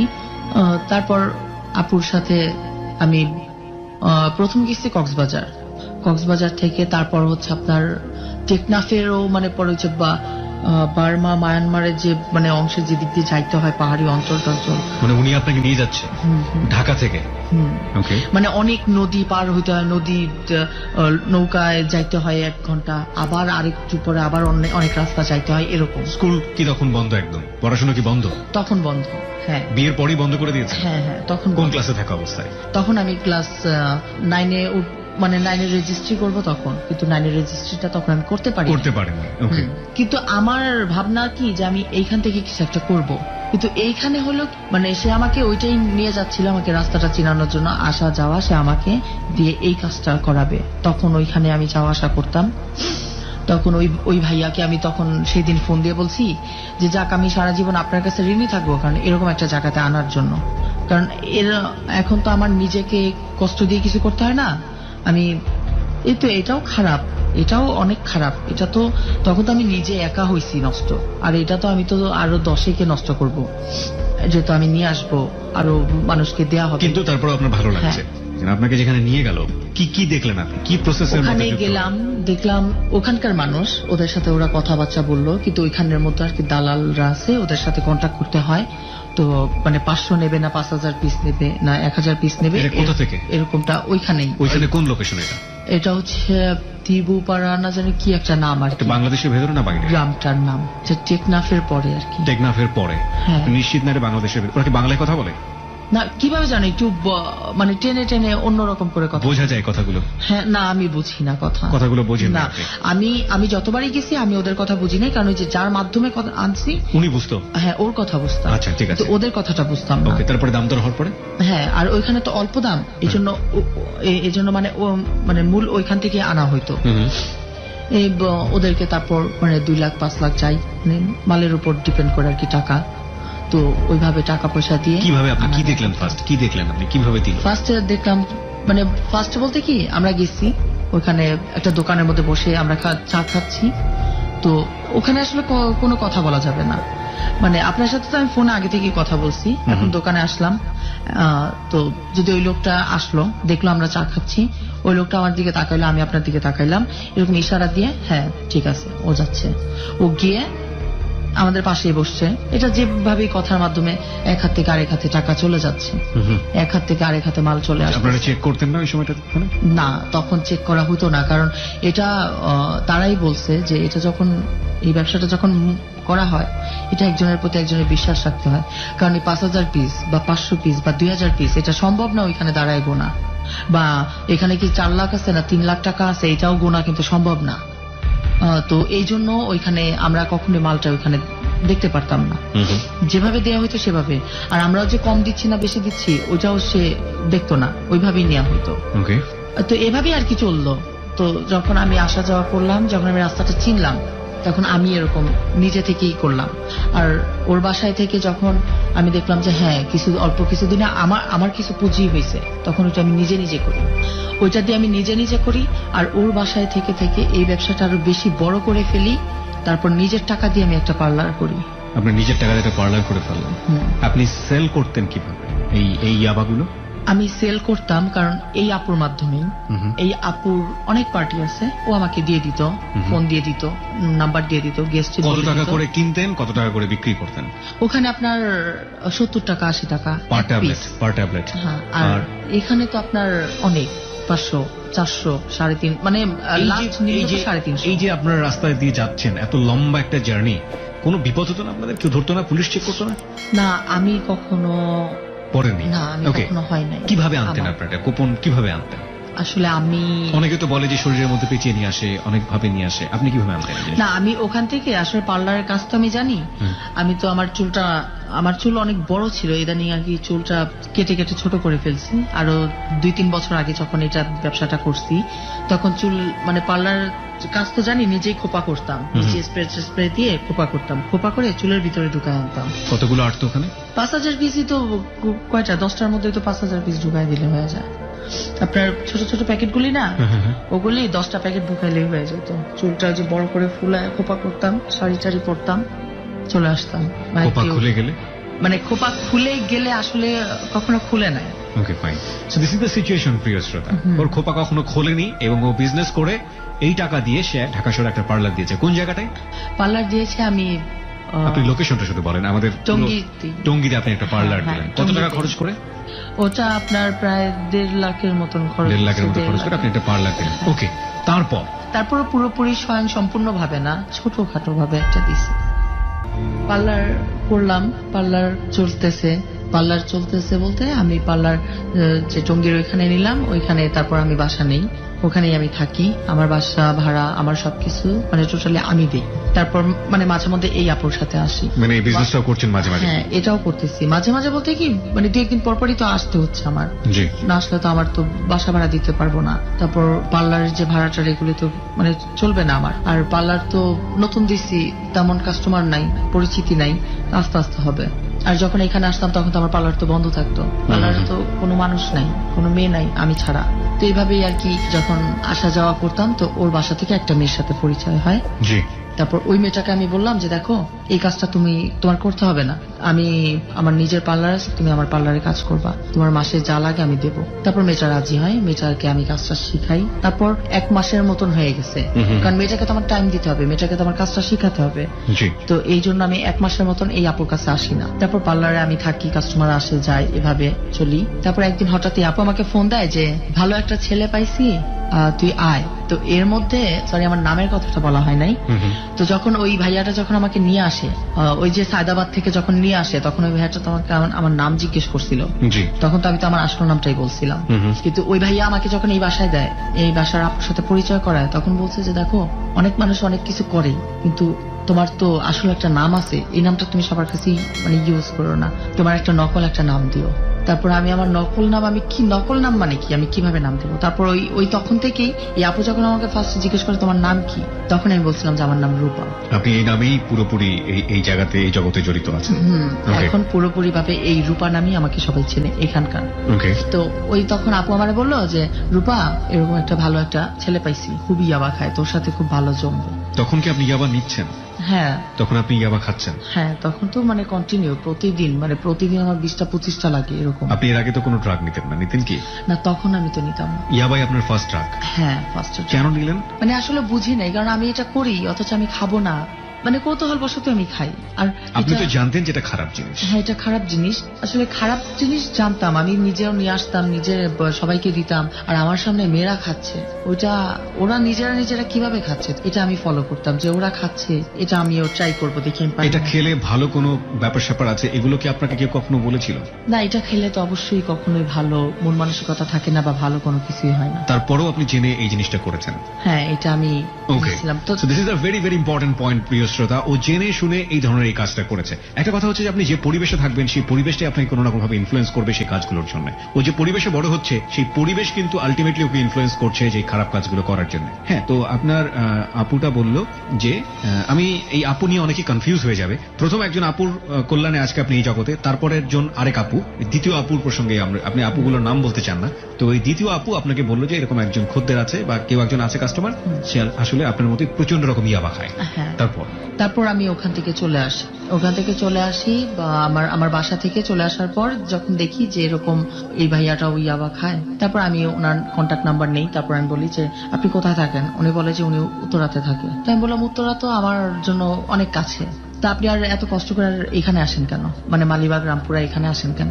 তো আপনি তো আমার ওইখানেই তো আমার সাথে কন্ট্যাক্ট করতে পারেন, আর আপনি আমার কাছ থেকে মানে 500 করে দিবেন, আপনি আমার কাছ থেকে ভালো জিনিস পাবেন। কি কি নাম এগুলার? তারপর আর এখন তো কোনটা ভালো সবচেয়ে ভালো তো তাকে আমি বলছি, তো তার সাথে সেদিন আমি খুব খাইছি, সেও খাইছে আমিও খাইছি। খাওয়া দাওয়ার পরে তারে বললাম যে চলেন আজকে আপনি আমার বাসায় যাবেন। তো সে বলল যে না, আজকে যাব না, আজকে তো আমার টাইমই নাই, তো আমার নাম্বারটা তুমি রাখো, তুমি আমার সাথে যোগাযোগ করবে। আমি বলছি যে আমি আপনার সাথে যোগাযোগ করতে পারবো না, আপনি আমার নাম্বারটা রাখেন, আপনি আমার সাথে কন্ট্যাক্ট করবেন। তারপর আমি আমার নাম্বারটা তারে দিছি। তারপর সে মাঝে মধ্যে আমার সাথে কন্ট্যাক্ট করতো। এর মধ্যে এই আপুর বাসায় আসা যাওয়াও করি। তো একদিন এর মধ্যেই আর কি ব্যবসা চলতেছে, ইয়াবার ব্যবসা চলতেছে। আপনার হাজবেন্ডের সাথে কোনো যোগাযোগ নেই? না, আমার ওই হাজবেন্ডের সাথে আমার কোনো প্রকার যোগাযোগ নাই। এই ছেলের সাথে যে আপনার ইয়াবার ব্যাপার নিয়ে কথা হচ্ছে, সেই দিন পর্যন্ত কতদিন? এই তো ওইখান থেকে আসলাম ওই ওর সাথে সংসার করলাম তো 2 বছরের মতো। 2 বছরের পরে আপনি যে পার্লার করলেন এবং মাঝে মাঝে হ্যাঁ, আবার তখন করতে এটা করতে মোটামুটি আমার 1 বছরের মতো মানে 1 বছরের মধ্যে কোনো যোগাযোগ হয়নি তার সঙ্গে? না। ওকে, তারপর? এই 1 বছরের মতন লাগছে যখন আমার পার্লার টার্লার সবকিছু হয়েছে, এগুলো তো চললো, মানে ইয়াবা প্লাস পার্লার এগুলো চললো, বাসা ভাড়া টাড়া দিয়ে দিয়ে মানে চলতেছে আমার কোন রকম। তারপর একদিন আমরা সবাই মিলে, বান্ধবীরা সবাই মিলে বাড্ডাতে গেলাম। বান্ধবীরা বলতে কি, মানে নানান ভাবে নানান বান্ধবী আর কি হইছে। তো ওদের মাধ্যমে মানে ওরা ও মানে পার্লার করতে গেছি বা ইয়াবার ব্যবসা করতে গেছি বা ওই যে ওই পার্টি করতে গেছি, অনেক জায়গায় মেয়েদের সাথে পরিচয়। তো ওখান থেকে আর কি কিছু কিছু আমরা ভালো, আমাদের যাদের সাথে ভালো বন্ধুত্ব হয়েছে আমরা কন্ট্যাক্ট করি সবসময়। তো আমরা রামপুরা মোল্লা টাওয়ার মার্কেটে গেছি, মার্কেট করি, আমি শাড়ি টাড়ি কিনি, অনেক কিছু। তারপর ওই ফাস্টফুডের দোকানের মধ্যে বসে আমরা খাচ্ছি, আর পাশে প্রায় 3-4টা ছেলে আড্ডা মারতেছে, খাইতেছে। তো ওখান থেকে একটা ছেলেকে আমার ভালো লাগছে। আপনারই ভালো লেগেছে? হ্যাঁ, আমার ভালো লাগছে, যাকে বলে যে প্রথম একটা ভালোবাসা বা লাভ, এটা আসলে এটাই। হ্যাঁ, কিন্তু আমি যাকে বিয়ে করছিলাম, যার সাথে আমার সংসার হয়েছে, তার প্রতি আমার এরকম একটা ফিল হয় নাই। তারপর আমি ঘুরে ঘুরে বারবার ওই ছেলেটার দিকে তাকাচ্ছি। তারপর আমার একটা বান্ধবী আছে, ডলি নাম বান্ধবীটা, ও আমাকে বলতেছে, কিরে রূপা তুই কার দিকে বারবার তাকাইতেছিস? ওকে আমি বলতেছি যে দেখ পিছনে দেখ, কি সুন্দর একটা ছেলে দেখ বসে আছে। বলে এইখানে একটা না প্রায় 4-5টা, তুই কোনটার কথা বলতেছিস? পরে বললাম যে ওই যে মানে কালো শার্ট বা এরকম এরকম, পরে করলাম, ইঙ্গিতে বুঝাইলাম। ওরা উপরে মানে আমরাই ছেলেদের সাথে মজা করতেছি, কিন্তু ওরা আমাদেরকে দেখে মনে হইতেছে যে খুব লজ্জা পাইতেছে, এরকম একটা অবস্থা। তারপর আমার যাকে ভালো লাগছে ওর দিকে মানে তাকায় বারবার, আমি শুধু হাসতেছি। তারপর ওদের মধ্যে থেকে একটা ছেলে এসে আমাদেরকে বলতেছে যে আচ্ছা আপু, আপনাদের সমস্যাটা কি, আপনারা আমাদেরকে দেখে এরকম হাসতেছেন কেন? মানে আমি তখন বললাম যে কেন ভাই, আপনি কি লজ্জা পাচ্ছেন?